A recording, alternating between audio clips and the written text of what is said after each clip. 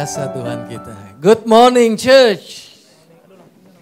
Tadi pagi saya mandi dan saya mengucap syukur sama Tuhan. Saya sudah sering mengucap syukur, tapi pagi ini saya mengucap syukurnya begini.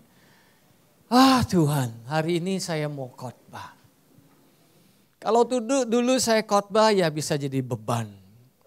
Tapi sekarang setelah saya mengenal kasih Tuhan, anugerah Tuhan, kebaikan Dia, saya menikmati apa yang Tuhan berikan. Setiap hari di dalam setiap kehidupan ini, saya semakin menikmati setelah saya mengerti kebaikan Tuhan, kasih-Nya, anugerah-Nya yang luar biasa. Bagaimana Dia mengasihi saya tanpa batas. Bagaimana Dia tidak memaksa saya untuk mengasihi Dia, tetapi Dia dulu yang mengasihi saya sehingga saya bisa mengasihi Dia kembali. Jadi tadi pagi saya bilang, Tuhan, terima kasih. Kamu kasih saya kesempatan lagi untuk membagikan kabar baik. Dan kemudian di mobil, saya ngomong sama Nancy. Ini this morning saya mengucap syukur dan saya pikir iya ya. Tuhan itu begitu baik. Hari ini Dia kasih kita lagi kesempatan memuji, menyembah Dia dan memberitakan kabar baik. Nah tadi saya tanya sama Yuli, Yul lagu pertama apa? Lagunya Terima Kasih. Luar biasa ya Tuhan ya. Kemudian Yuli bilang gimana? Bilang gini, habis sih rohnya sama. Rohnya sama saudara. Makanannya mungkin berbeda, tapi rohnya sama saudara. Haleluya. Hari ini saya mau bicara tentang doa saudara. Sudah beberapa bulan yang lalu saya dapatkan ayat, tapi belum sempat saya bagikan dan Selasa yang lalu saya bagikan kepada para penatua. Apa yang saya rindu ingin bagikan beberapa saat yang lalu, hari ini baru ada kesempatan untuk membagikannya. Doa ini bicara sama seorang pribadi. Itu definisi saya tentang berdoa saudara, dan saya akan kasih elaborasi lebih jauh lagi. Orang ini mendapatkan semua misi dari presidennya saudara. Apa misi daripada orang ini? Sekarang umurnya sudah 70-an, 80 tahun. Misinya adalah membawa satu kapal barang ini untuk sebuah negara di Polandia yang sedang terlanda kelaparan. Dan misi ini kamu harus lakukan dengan segera. Setelah mendapatkan telepon dari presidennya, orang ini kemudian bilang, yes sir, I will do it. Terbanglah dia ke Polandia. Karena dia tidak punya akses, tidak punya channel, jadi dia ketemu sama otoritas yang di situ, sama presiden. Saya dapat surat dari pemerintahan saya, kami ingin menjadi berkat buat bangsa kamu. Presiden Polandia menerima dengan baik. Kemudian presiden ini bilang, well, tapi harus lewat saya, harus lewat pemerintahan saya. Tetapi si orang ini mendapatkan misi tidak boleh lewat pemerintahan, boleh minta izin tapi distribusinya harus sendiri, nggak boleh lewat the government. Jadi waktu mendengar komentar daripada otoritas seperti itu, bingung dia. Akhirnya dia balik ke hotelnya saudara.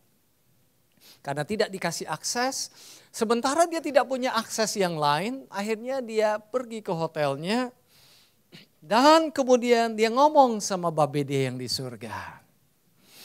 Dia ngomong sama babenya di surga dan dia punya sebuah moto yang sederhana di dalam berdoa. Dia kalau cerita, misalnya ceritanya 30 menit, dia selalu break 5 menit, 7 menit. Kemudian dia masukkan moto di dalam hidupnya. Dia bilang when you pray, God will give you idea. Waktu kamu berdoa, Tuhan itu bisa kasih ide. Tuhan itu gak tuli, Tuhan itu gak sibuk. Dan setiap kali kamu berdoa, kapan aja, dia pasti kasih kamu ide. Itu moto di dalam kehidupan dia. Dia cerita 5 menit, 7 menit dia berhenti. Dia cerita lagi, dia akan bilang ketika kamu berdoa, Allah akan memberikan kamu ide. Kemudian dia lanjutkanlah story-nya lagi. Dia akan berhenti lagi 5 menit, dia akan bilang ketika kamu berdoa, Tuhan akan memberikan kamu ide. Jadi kelihatannya orang ini punya emphasis, penekanan bukan kepada ceritanya yang luar biasa, tapi penekanannya lebih kepada Tuhan yang mendengar doa kita dan kasih ide.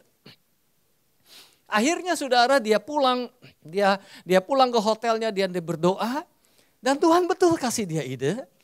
Idenya adalah dia bilang kamu kontak so and so.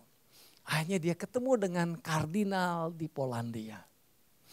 Atau di mana lah saya lupa, ya Polandia.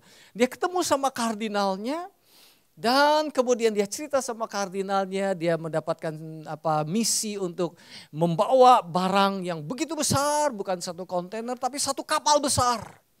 Dan ternyata kardinal itu punya akses yang sangat bagus di negaranya untuk mendistribusikan barang itu sampai ke pelosok-pelosok orang-orang yang membutuhkan. Ceritanya saya perpendek, akhirnya terjadi hubungan yang baik dan kapal itu dibongkar dan didistribusikan karena saking banyaknya barang diperlukan waktu 2 sampai 3 bulan lamanya. Tapi terjadi kenyataan seperti itu. Dan beberapa saat kemudian ternyata kardinal itu menjadi Paulus Yohanes menjadi Pope, saudara. Luar biasa, berarti aksesnya semakin luar biasa.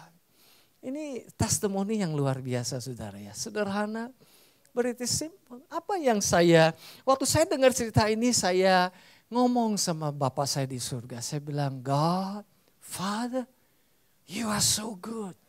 Kamu begitu mengasihi aku, kamu begitu mengasihi kami, kamu selalu mendengar doa kami. Dan kalau saya berdoa, saya percaya Tuhan juga akan memberikan saya ide. Mungkin ide saya berbeda dengan orang seperti ini. Mungkin proyeknya berbeda, tapi kan Tuhan gak jadi masalah. Proyek besar, proyek sedang, proyek gede, di mata Tuhan sama-sama saja. Sebuah proyek tidak ada yang terlalu besar buat dia. Dia yang paling besar. Amin gak saudara? Nah Tuhan Yesus punya pelayanan yang luar biasa. Coba lihat sebelah gambar kiri atas. Tuhan Yesus lagi ngapain saudara? Dia lagi mendoakan orang, menyembuhkan orang yang matanya buta, menyembuhkan orang yang miskin. Atau menyembuhkan orang yang sakit. Luar biasa pelayanan Tuhan Yesus. Sebelah kanannya kita lihat apa yang terjadi. Tuhan Yesus membangkitkan orang mati. Itu pelayanan Tuhan Yesus yang luar biasa. Lihat yang paling bawah, apa yang Tuhan Yesus sedang lakukan. Dia memberikan makan 5.000 orang dengan bahan makanan 2 roti dan 5 ikan. Berarti selama Tuhan Yesus ada di muka bumi ini, His ministry was so powerful. Luar biasa sekali ya pelayanan. Dan rupanya murid-muridnya juga lihat akan hal itu. Murid-muridnya itu jadi saksi mata bahwa pelayanan Tuhan Yesus ini tiada duanya. Dan murid-muridnya juga tahu bahwa Tuhan Yesus ini memiliki pelayanan yang begitu luar biasa, efektif dan dampaknya sangat dahsyat itu. Murid-muridnya tahu bahwa Tuhan Yesus itu punya sumber kekuatan yang dia dapatkan lewat Bapaknya di surga. Karena murid-muridnya sering perhatikan Tuhan Yesus, sering menyendiri dan sering ngobrol-ngobrol sama Bapaknya di surga. Nah karena murid-muridnya tahu bahwa kebiasaan Tuhan Yesus adalah berkomunikasi dengan Bapaknya di surga yang suka kita sebut doa itu, maka murid-muridnya pun minta diajarin. Dan Tuhan Yesus sendiri ngomong bahwa aku tidak dapat berbuat apa-apa dari diriku sendiri. Aku menghakimi sesuai dengan apa yang aku dengar dan penghakimanku adil. Sebab aku tidak menuruti kehendakku sendiri, melainkan kehendak Dia yang mengutus aku. Dari ayat ini Tuhan Yesus kasih tahu sama murid-muridnya bahwa Dia itu bergantung kepada Bapaknya di surga. Jadi gak heran kalau murid-muridnya tahu bahwa sumber kekuatan daripada Tuhan Yesus adalah Bapaknya di surga. Karena Tuhan Yesus yang ngomong sendiri dan karena tahu akan hal itu, murid-muridnya juga pintar. Murid-muridnya ngomong sama Tuhan, Tuhan kami juga ingin dong punya kuasa yang seperti kamu punya. Tuhan kami juga ingin menjadi orang yang efektif yang seperti kamu lakukan. Kami ingin menjadi orang yang berkemenangan yang seperti kamu Tuhan Yesus. Boleh nggak ajar kami untuk berhubungan dengan Bapa di surga? Boleh nggak ajar kami cara berdoa? Dan saudara ngertilah Tuhan Yesus itu selalu baik. Dan dia mendengar doa kita dan dia akan selalu mengajar kita. Maka Tuhan Yesus juga mulai mengajar murid-muridnya berdoa. Dan ditulis di Lukas 11 ayat 2, inilah cara Tuhan Yesus mengajar murid-muridnya berdoa. Saya ajak kita baca bersama-sama ya. 3, 2, 1. Lalu ia berkata kepada mereka, bila kamu berdoa, katakan, Bapa kami yang ada di dalam surga. Sampai di situ dulu saja ya, ayat saya hari ini sampai di situ. Jadi yang saya suka cita sama Tuhan itu semakin saya renungin firman Tuhan ini, saya belajar doa itu sederhana saudara. Tuhan Yesus waktu murid-muridnya minta cara untuk berdoa, Tuhan Yesus introduce his disciple to a person, to a father. Jadi Tuhan Yesus tidak introduce sebuah formula, semua kata-kata mulai dari step number 1 dan diakhiri dengan step number 7. Kata-kata pertama yang harus gimana keluarnya, intonasi suaranya seperti apa, jam berapa baiknya berdoa, apakah Bapa di surga lagi in the mood atau tidak. Dia tidak lakukan seperti itu, tapi waktu diminta untuk diajar berdoa, Tuhan Yesus itu langsung introduce, memperkenalkan murid-muridnya kepada siapa yang mereka akan berdoa kepada. Jadi Tuhan Yesus introduce kepada Bapa. Makanya dibilang waktu kamu berdoa katakan, Bapa kami yang ada di surga. Jadi penekanan Tuhan Yesus itu nanti akan kita lihat bukan kepada kata-kata, tetapi kepada pribadi.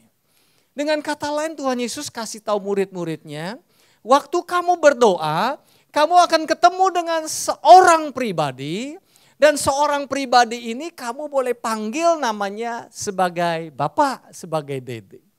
Kamu akan bertemu dengan seorang pribadi dan pribadi ini punya muka yang selalu tersenyum.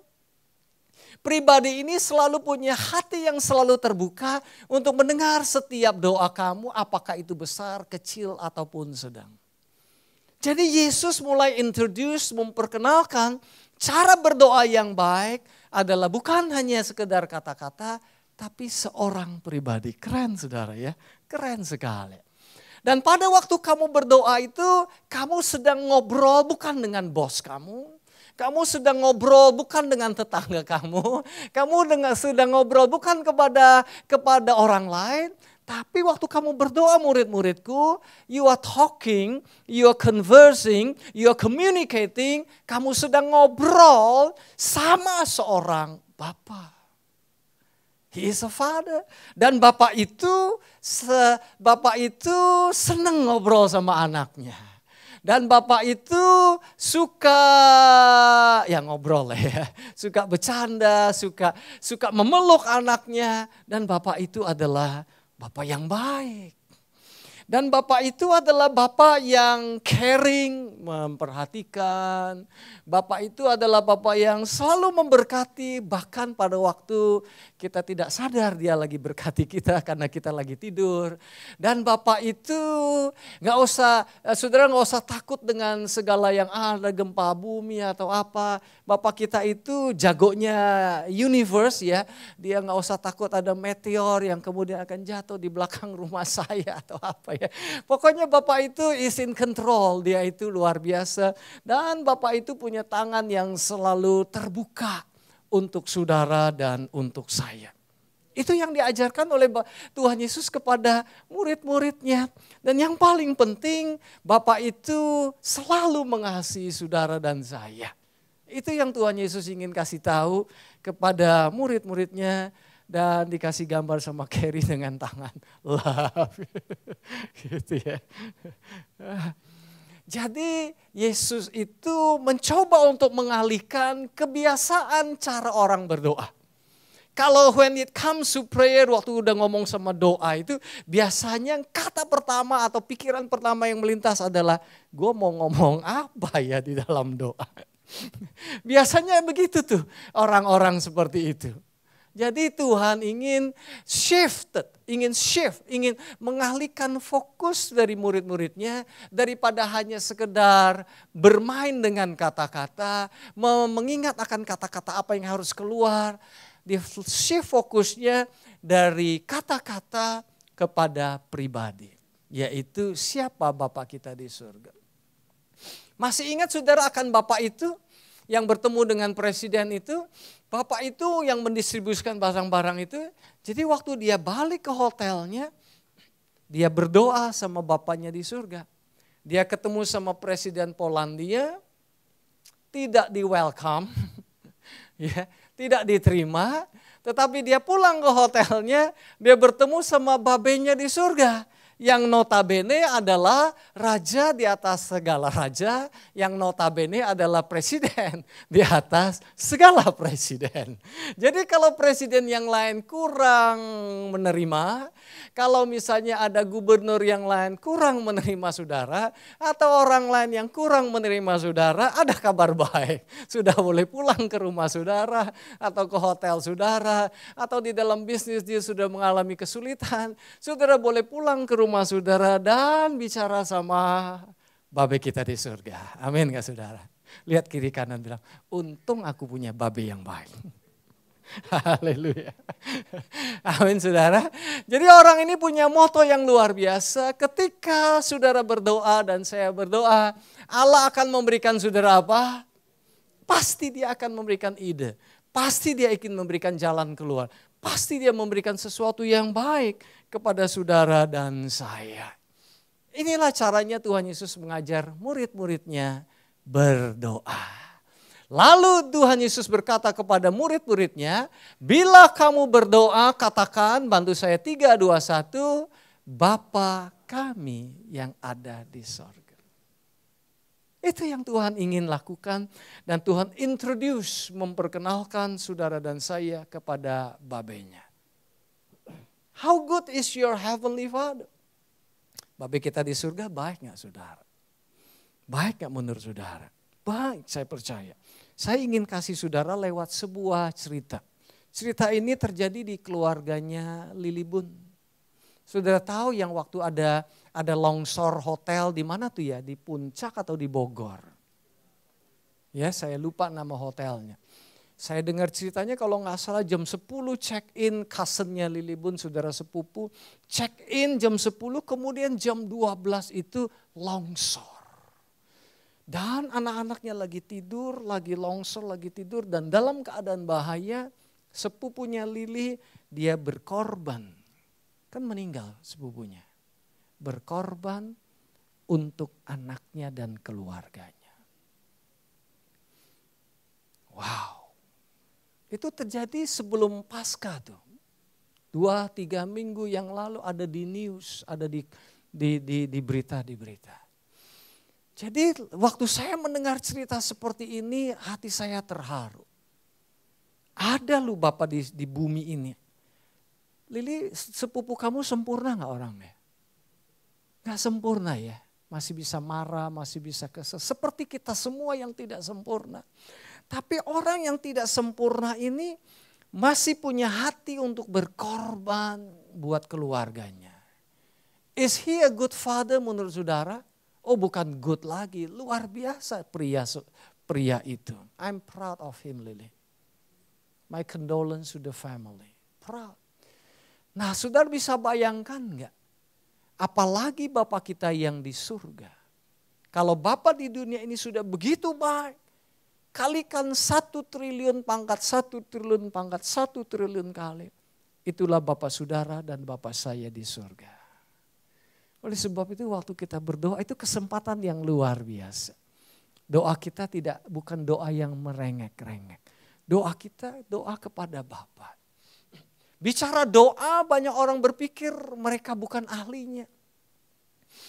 Karena mereka berpikir doa itu adalah mengucapkan kata-kata. Padahal doa itu apa saudara? Sederhananya berbicara kepada Bapa kita di surga. Jadi kalau saudara bukan lulusan dari sekolah sastra, saudara nggak usah khawatir. Saudara qualified untuk berdoa. Yang penting, kalaupun saudara nggak lulus dari sekolah manapun nggak jadi soal. Yang penting saudara pernah homeschool di rumah. Dan di dalam homeschool diajarin memanggil nama Babe. Papi, Dedi, itu saja saudara sudah lulus dan saudara sudah bisa berdoa kepada Tuhan kita di surga. Amin saudara, luar biasa. Bagaimana biasanya kalau saudara ngomong sama Babe saudara? Anggaplah papi saudara namanya Anton Wijaya. Apakah saudara datang, saudara bilang Sir Wijaya? Ya enggak begitu saudara ya. Bapak Wijaya yang saya kasihi, hari ini anakmu mau datang. Enggak begitu saudara ya. Bagaimana saudara berbicara dengan orang tua saudara? Apakah saudara mulai panggil dia Tuanku Raja gitu? Enggak begitu. Atau saudara bilang yang terhormat so and so. Tidak begitu. Saudara datang apa aja, apa adanya. Nancy panggil papinya itu B. Babe gitu loh ya. Jadi waktu saya pertama ketemunya saya panggil Om. Ya dong, masa panggil Om. Habis itu ganti Pa. Dia panggil Babe. Saya jadi ikut-ikutan. Be. Ya, begitulah cara kita berhadapan sama orang tua. Tidak pakai formal, tidak pakai protokoler, tidak pakai tunggu waktu yang tepat. Enggak, ngomong aja langsung saudara. Nancy ini saudara ya dia tidak fasih bicara bahasa orang tua saya. Papa mama saya bahasanya bahasa dewa. Nancy tidak bisa. Nancy bisanya bahasa Betawi seperti Tante Irin. Tetapi Nancy ini salah satu mantu yang paling dekat. Kok nggak percaya saudara ya. Salah satu. Ya, Nancy kalau ngomong sama papa mama saya kadang-kadang ngomongnya A, ngomongnya B gitu ya nggak nyambung saudara. Tapi satu kelebihan Nancy, dia bisa tersenyum sama papa mama saya. Dia bisa peluk papa mama saya dan dia bisa panggil. Saya panggil apa ya? Pa, ma gitu ya. Dia bisa panggil papa, mama. Itu aja yang cukup. Hanya dengan 3 hal itu. Pertama dia bisa tersenyum, bisa menikmati ngomongannya gak nyambung. Dan bisa peluk mereka. Dan bisa say daddy and mommy. Dia menjadi mantu yang dekat. Amin saudara ya. Haleluya. Bagaimana saudara berhubungan dengan orang tua saudara? Berhubungan dengan fiancé saudara, berhubungan dengan pasangan atau anak-anak saudara. Ya saudara ngobrol aja, saudara lihat dia menikmati gitu kan ya. Kalau nggak salah Pastor Agus Rianto cerita dah waktu dia sama Susan waktu pacaran ya, makan apa namanya kelapa gitu ya. 1 kelapa sedotannya 2 gitu ya dan saling pandang-pandangan. Benar gak? Siapa ya? Pastor Agus atau Pastor Yongjian?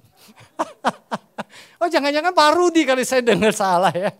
Ya, artinya we enjoy, kita menikmati, nggak usah ngomong pun melihat satu dengan yang lain tuh serasanya wajahmu seperti rembulan. Sekarang udah nggak zamannya lagi ya, rembulan udah nggak zamannya lagi saudara. Ya, saya waktu pacaran sama Nancy, saya nggak pernah panggil Bu Nancy, what do you want to eat? Kamu makan apa? Enggak, saya panggil namanya, saya panggil apa adanya, saudara. Malah saya panggil nama kecilnya, saudara. Ya, itulah cara berhubungan satu dengan yang lain. Nah, kalau kita tahu cara berhubungan secara natural, demikian juga kita berhubungan dengan Bapa kita yang di surga. Kita di eldership cerita-cerita, Pastor Swanki cerita-cerita, ya kasih sedikit update. Kadang-kadang anak-anak KMM Sunday School, kalau disuruh doa, mereka kadang kesulitan untuk berdoa. Kenapa kesulitan? Karena dari anak-anak mungkin mereka sudah punya persepsi, doa itu harus tutup mata, lipat tangan dan mulai mengucapkan kata-kata dengan bahasa Sangsekerta. Jadi anak-anak kecil pick up the wrong signal. Saya pikir kita perlu rubah. Ajarin anak-anak saudara bahwa doa itu adalah berbicara kepada Bapa kita yang di surga. Nggak pusingin kata-katanya mau pakai bahasa Jakarta, mau pakai bahasa Sunda, mau pakai bahasa Inggris, mau campur Inggris dengan Ibrani, nggak jadi soal. Karena saudara sedang berbicara dengan Bapa kita yang di surga. Amin nggak saudara? Minggu lalu masih ingat Chandra di sini dia kasih pengumuman. Kemudian anaknya yang namanya Joysan, dia lewat aja. Dia ignore kesaduan kita di dalam ibadah. Dia nggak peduli apa yang orang tua sedang lakukan. Dia nggak peduli kita sedang lagi diam, nggak banyak ngomong. Dia teriak aja. Papi gitu. Itulah anak kecil. Dia datang kepada papanya nggak pakai protokoler segala. Dia nggak peduli orang lain lagi ngomong sama babinya apa enggak, dia panggil aja.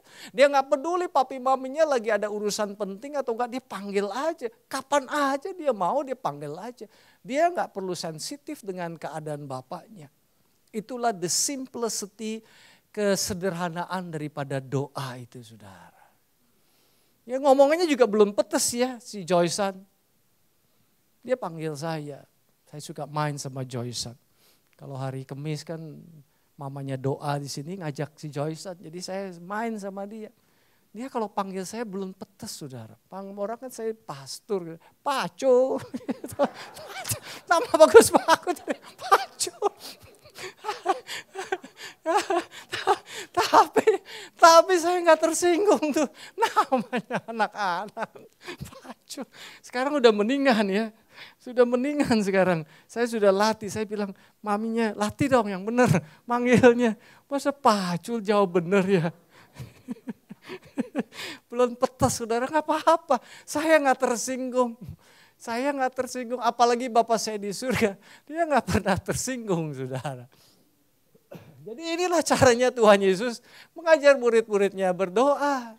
Lalu ia berkata kepada mereka, pada saat kamu berdoa, katakan 3, 2, 1, Bapa kami yang ada di surga. That simple saudara. Itu sederhana sekali di dalam berdoanya. Jadi Tuhan Yesus itu introduce kepada murid-muridnya sang Bapa ini. Murid-murid berdoa itu more than just word, more than just formula, lebih daripada semua tata cara seperti itu. Boleh-boleh aja lah kalau mau. Dia gak tersinggung, saya juga gak tersinggung. Tapi berdoa itu you are talking to a person, sedang berbicara kepada seorang pribadi yang baik. Teman saya punya kebiasaan. Dia kalau lagi meeting, walaupun meetingnya yang penting, kalau misalnya ada telepon dari anaknya atau telepon dari istrinya, dia punya kebiasaan selalu ngangkat.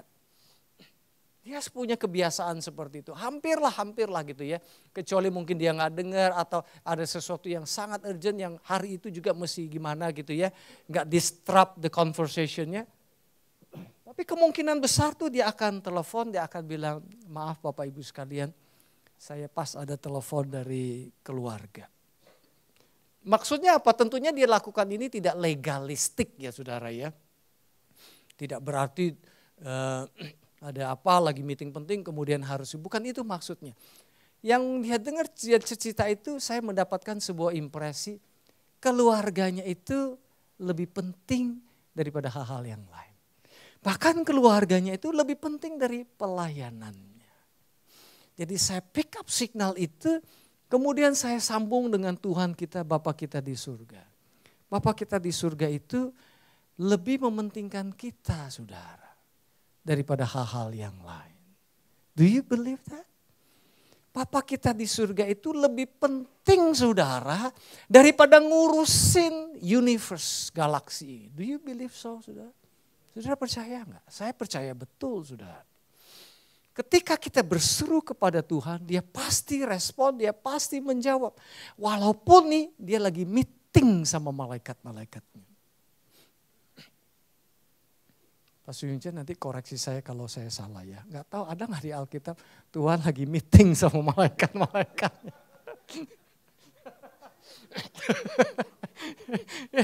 ya, saudara ngerti maksud saya ya. Saya elaborasi saja ya gitu ya. Ya, kalaupun dia meeting dengan malaikat-malaikatnya ada telepon tring. Saya jamin 101% dia akan angkat telepon itu. Dia akan ngobrol sama kita. Saudara percaya enggak? Saya percaya betul saudara ya. Saya percaya betul. Bila ia berseru kepadaku, aku akan menjawab. 3, 2, 1. Aku akan menyertai dia di dalam kesesakan. Aku akan meluputkannya dan akan memuliakannya. Wow, cuman telepon satu. Tuhannya tidak hanya menjawab, dia menyertai kita, kemudian dia meluputkan kita dari bahaya, bahkan dia memuliakan kita. Ayat ini luar biasa sekali, Tuhan kita luar biasa. Sungguh hatinya melekat kepadaku, maka aku akan meluputkan, aku akan membentenginya, sebab ia mengenal namaku. Mengapa Tuhan kita menjawab telepon kita? Karena dia tahu kita mengenal dia sebagai Bapa yang baik. Aku akan meluputkannya dan memuliakannya. With a long life, with a long, long life, I will satisfy him. Itu ada lagunya. Dengan umur panjang. Umur yang panjang, ku kan satisfy apa saudara? Memuaskannya. Itu Mazmur 91 ngomongnya seperti itu saudara. Jadi waktu saudara dan saya berdoa, waktu saudara dan saya telepon Tuhan, waktu saudara dan saya menghampiri hadiratnya, walaupun saudara nggak ngerti mau ngomong apa, nggak tahu mau ngomong apa, lihatlah senyuman kasih Bapa yang mendengarkan doa saudara. Bahkan mulut saudara belum sempat ngomongin kata-kata, Tuhan sudah tahu isi hati saudara. Amin saudara ya. This man had a dream from God. Manusia ini, orang ini satu hari dia punya mimpi dari Tuhan. Tapi dengan mimpinya itu dia juga ada tantangan yang besar saudara. Mimpinya apa saudara? Mimpinya dia ingin mengumpulkan para hamba Tuhan. Berapa tahun yang lalu dia sudah lakukan, berapa puluh tahun yang lalu sudah lakukan, sekarang dia mendapatkan misi dari Tuhan kembali. Dia ingin mengumpulkan hamba-hamba Tuhan, karena salah satu cara mengumpulkan hamba Tuhan yang paling baik itu adalah dengan berdoa. Kalau dengan hal-hal yang lain hamba-hamba Tuhan mungkin akan sulit bersatu. Kalau doa jauh lebih gampang karena bahasanya sederhana. Kalau ngomong doktrin belum tentu bisa sama, kalau ngomong interest belum tentu sama. Jadi dia punya mimpi tersebut dan dia mulai kumpulkan hamba Tuhan. Dan April 9 ini akan ada di Memorial Coliseum di Los Angeles yang bisa muat 100.000 orang. Dan hamba Tuhan akan datang ke sana dan berdoa. Tapi dengan mimpi ini dia juga punya satu tantangan. Karena untuk sewa Coliseum perlu kalau tidak salah $1,5 juta. Wah, dan dia nggak punya duit segitu. By the way, dia dulu juga nggak punya duit dan karena dia tidak punya duit dan satu dan lain hal, ada orang berbelas kasihan sama dia, ada orang beliin rumah buat dia. Dan harga rumahnya 1,2 atau 1,3 US dollar.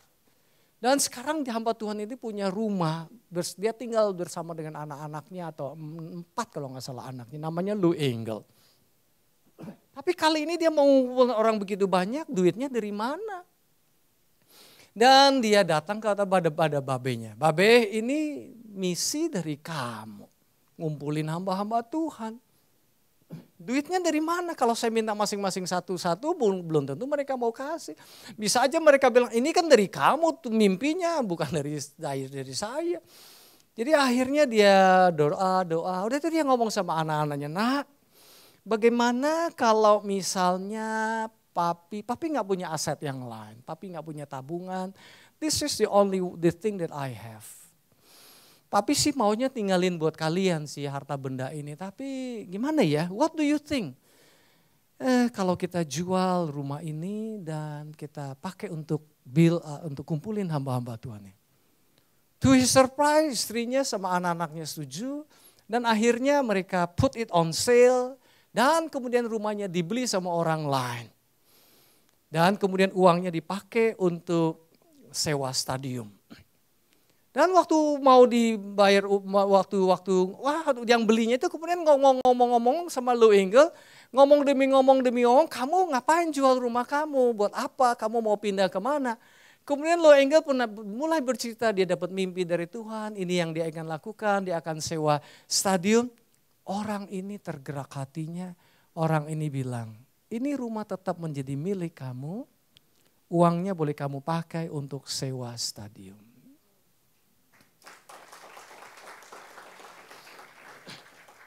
Dia punya big challenge, tetapi dia datang kepada bapaknya di surga. Be, gimana nih Be? Aku gak punya duit nih Be. Sedangkan mimpi buat yang ini terlalu besar Babe. Jadi doa itu kembali lagi sederhana. Ngomong sama Bapak kita di surga. Jadi acaranya itu 9 April yang akan datang. Terus dia pernah berpikir ya kenapa Allah menyebut dirinya sebagai Bapak? Karena dia itu kepala, karena dia itu provider. Provider bahasa Indonesianya apa? Dia yang menyediakan, sudah. Dan Bapak itu di dalam bahasa aslinya disebut, bacanya apa nih ya? Pater ya, pater atau pater, pater. Waktu Yesus memperkenalkan murid-muridnya kepada Bapa, Tuhan Yesus sedang kasih tahu kepada murid-muridnya, waktu kamu doa sama Bapa itu, dia itu seorang yang memberikan hidup. Dan Bapa di surga itu berkomitmen untuk selalu memberikan you hidup, bukan kematian. Dia adalah orang tua kita, dia adalah leluhur kita. Dan Bapa kita itu akan membuat kita serupa dengan segambar dengan dia. Mulai dari roh, jiwa, dan nanti tubuh, saudara. Jadi itulah arti Bapa, seseorang yang memberi hidup. Jadi waktu kita ada kesulitan, waktu kita ada masalah, tidak ada kehidupan dalam kehidupan kita kan? Apakah itu di dalam rumah tangga atau di dalam bisnis. Waktu kita datang kepada Bapa, dia itu sumber hidup. Jadi berarti pasti dia akan memberikan hidup itu kepada kita. Jadi Tuhan Yesus memperkenalkan Bapaknya kepada murid-muridnya lebih daripada sekedar kata-kata. Dan pagi hari dengan khotbah hari ini saya berdoa mengajak saudara untuk sadar pada waktu saudara berdoa, sadar akan Bapa kita di surga, seorang pribadi yang baik, daripada pusingin mau ngomong kata-kata seperti apa. Saya sekarang saya pernah saudara, pernah sama Pak Sucing, sama teman-teman kita, ada satu teman kalau dia doa itu lama sekali. Dia lama sekali. Dan saudara kalau berdoa lama sekali di tengah-tengah perut lagi lapar itu enggak enak. Jadi satu hari karena dia lama berdoa kita juga tidak kehilangan akal. Pada waktu dia tutup mata, lipat tangan dia berdoa, dia ngajak kita berdoa. Kita buka satu mata dan kemudian ayamnya kita ambil saudara. Mulai hari itu doa dia enggak lama-lama lagi. Saya satu hari keluar kota. Ada orang kumpul, leader-leader kumpul, kemudian kita makan. Masing-masing suruh doa nggak mau, akhirnya saya disuruh doa. Ya saya doa lah. Saya bilang terima kasih Tuhan, bless the food, sanctify and purified for our body in Jesus name. Amin. Kurang dari 25 detik saya doa dan kemudian kita makan. Habis itu leader-leader di situ bilang, Pastor doanya cepat sekali, boleh ya? Saya bilang siapa yang bilang nggak boleh? Oh gitu doanya ya, iya saya bilang. Kalau begitu saya mah bisa berdoa seperti itu. Lo dari dulu memang begitu. Amin. Seringnya kita punya konsep agama. Satu hari saya punya kebutuhan yang besar.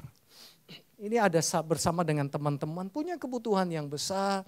Saya butuh kurang lebih 400-500 juta bersama dengan teman-teman untuk sebuah proyek. Teman-teman saya sudah bingung, Pastor ini gimana nih proyek ini, gimana dapat duitnya. Tidak sesuai dengan rencana awal pembicaraan dengan seseorang.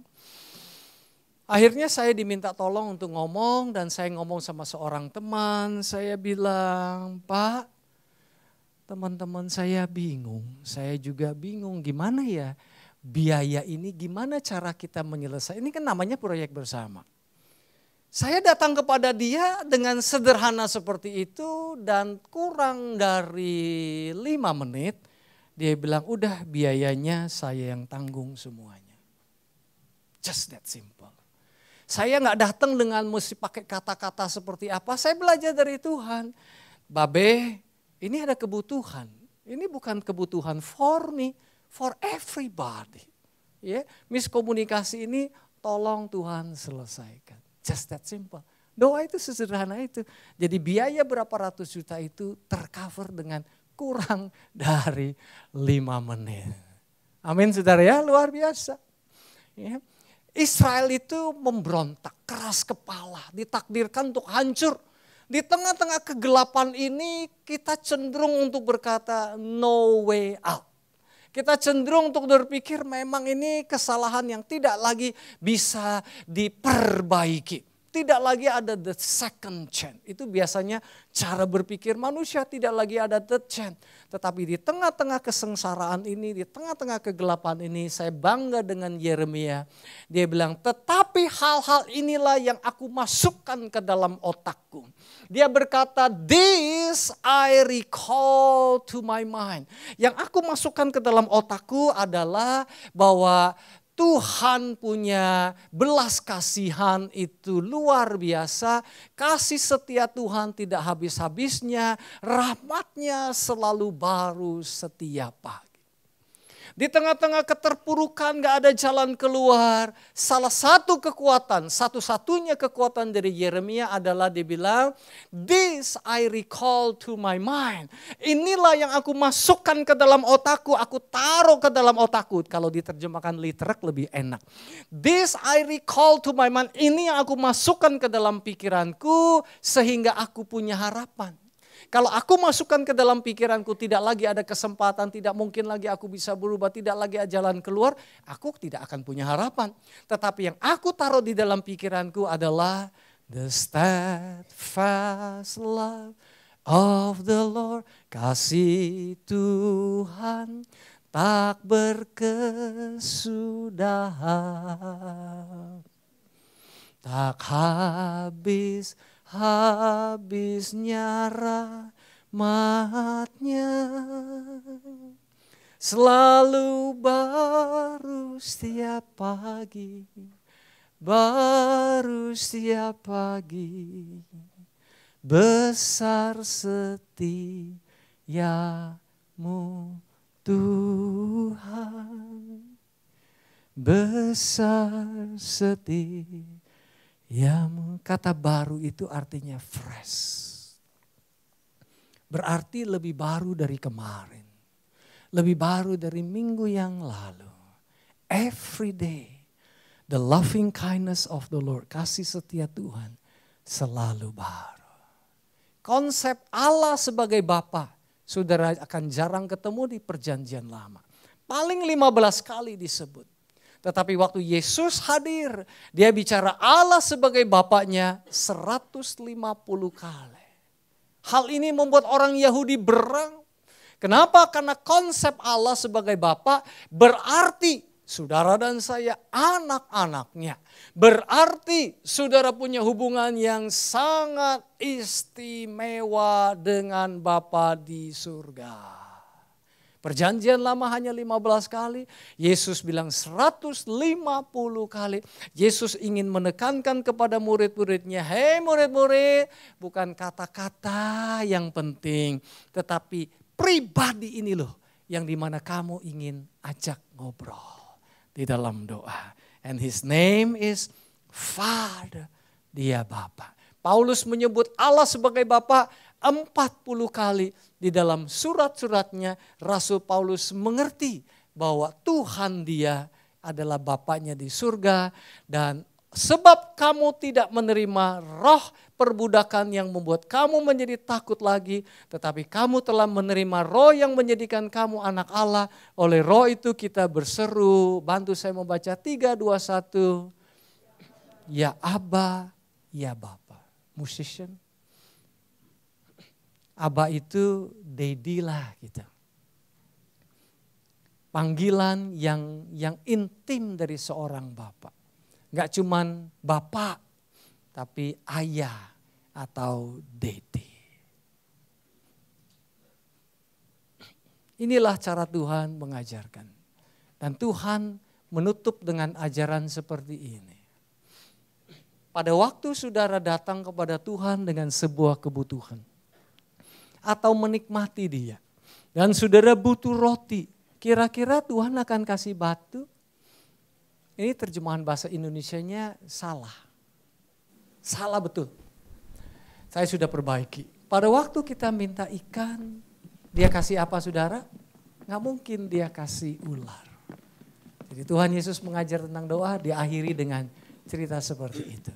Kalau kita minta telur rebus 3/4 matang, dia tidak kasih kita kala jengking.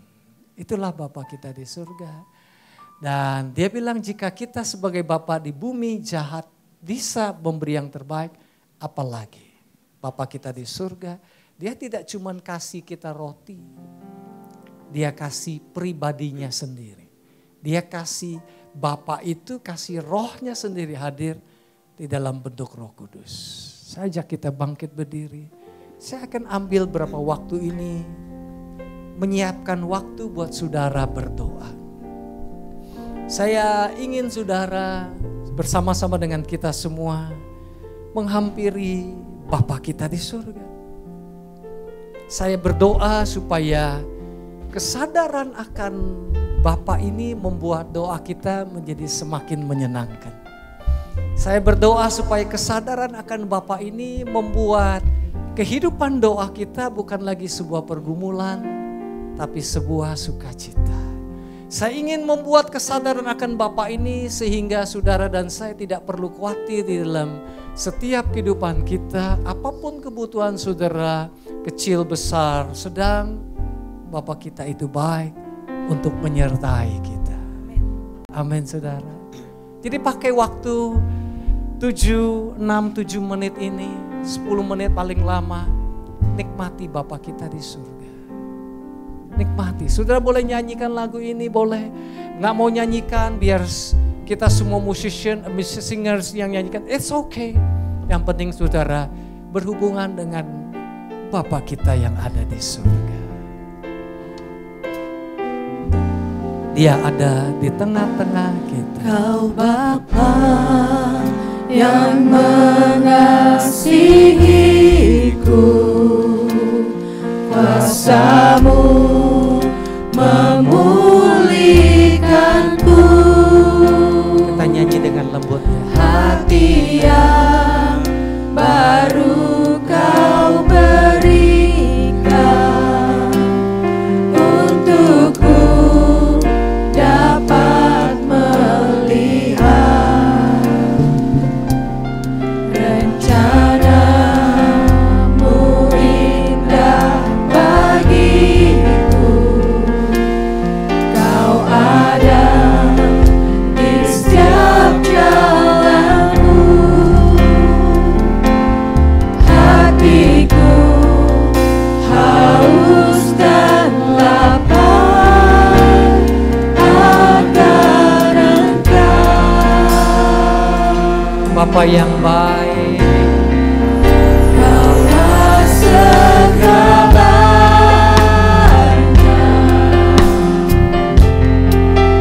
di dalam hidupku. Engkau baik Bapa. Kerajaan-Mu, kebenaran-Mu, itu bagianku.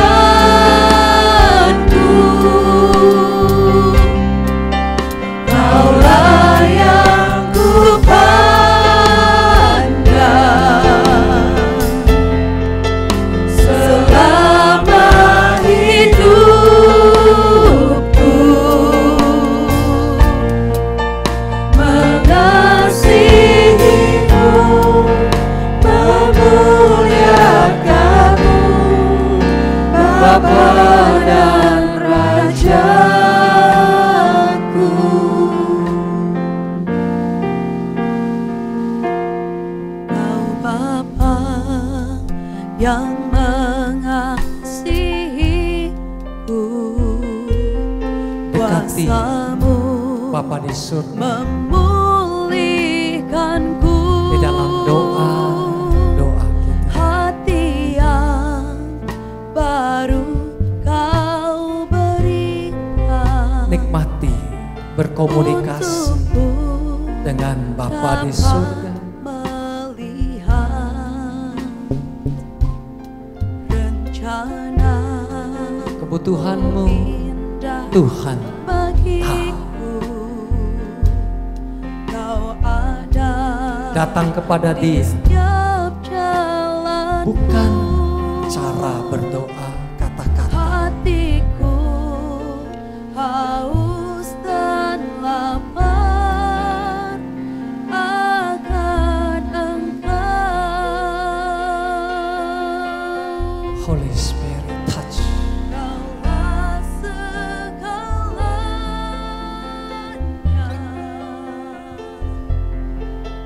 di dalam hidupku. Father, touch. Kerajaan We call unto you and you answer us. itu bagianku.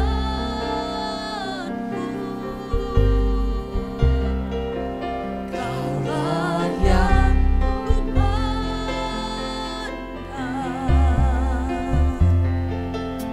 selama hidupku.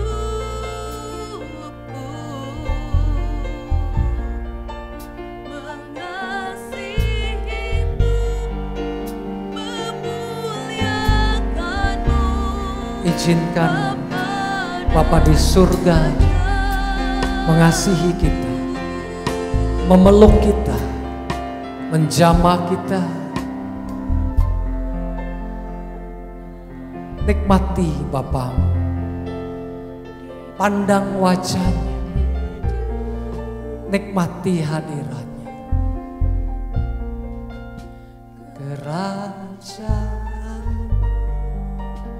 kebenaran itu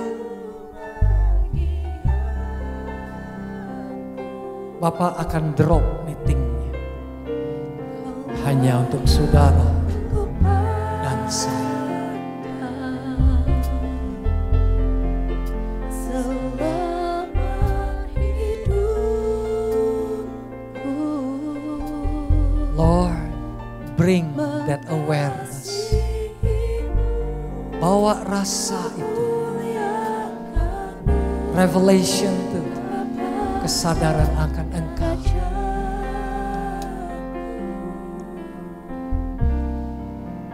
Kaulah segalanya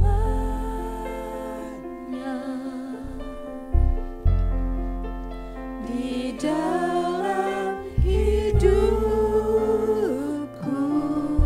Lihat kayu salib, lihat pengorbanan Yesus.